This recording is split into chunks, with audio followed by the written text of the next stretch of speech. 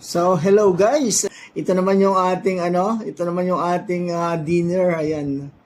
Strawberry tapos plum. Ayan Yan yung ating dinner for tonight. Undayo talaga eh.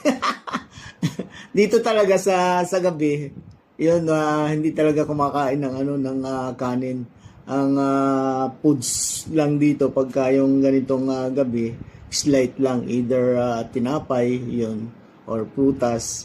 Pero sa araw yon, sa tanghalian yon, kanin talaga at saka ulam. Sa umaga naman tinapay yon or kape.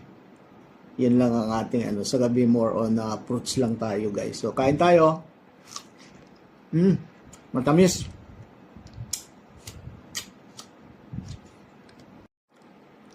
Masarap siya, matamis.